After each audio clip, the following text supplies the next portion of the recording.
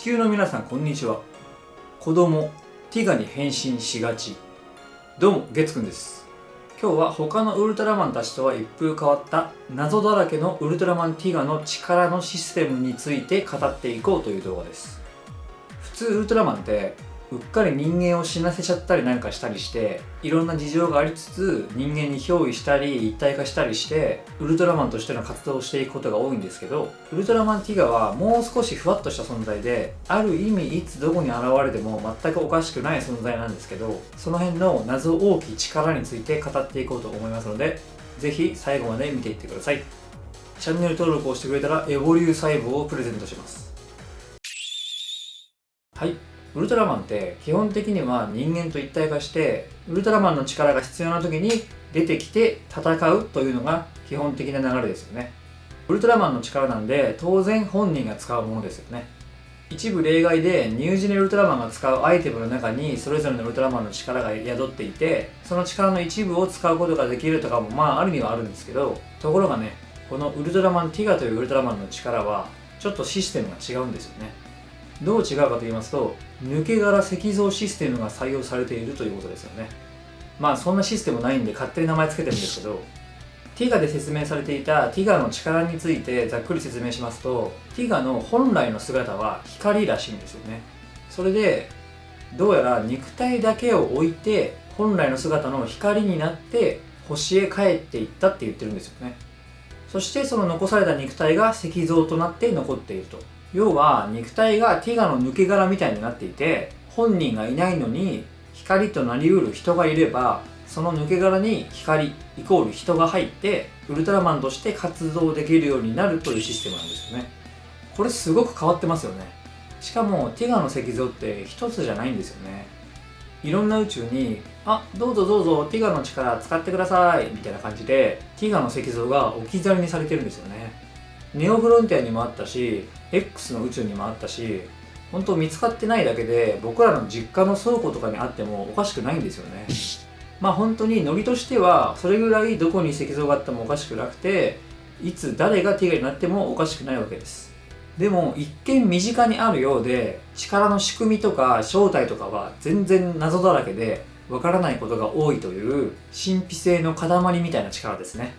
しかも誰かが光になって石像の中身として機能してティガになった後は役目を果たしたように石像なくなっちゃうんですよね。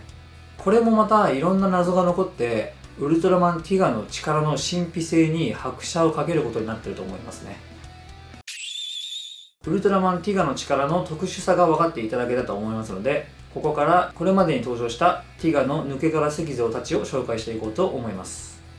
まずは皆さんご存知のネオフロンティアスペースの日本の東北地方にあったティガの抜け殻石像。この世界にあった石像は他の仲間の2体の石像と一緒にありました。この世界は他にも熊本にガーディとイービルティガの石像とか闇の三巨人の石像とかもあったりするので、探せばワンチャンまだありそうですよね。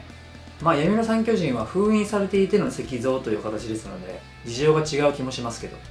この世界の石像は超古代人の遺伝子を受け継いだ人であり光であった存在の窓が大悟と一体化してウルトラマンティガとなりまし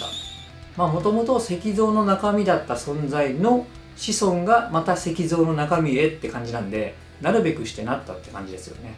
というか光という抽象的で生物かどうかもわからないような存在が子孫を残せたんだっていうのも含めて、ますます石像の中身のその光っていう存在の謎を深めていますよね。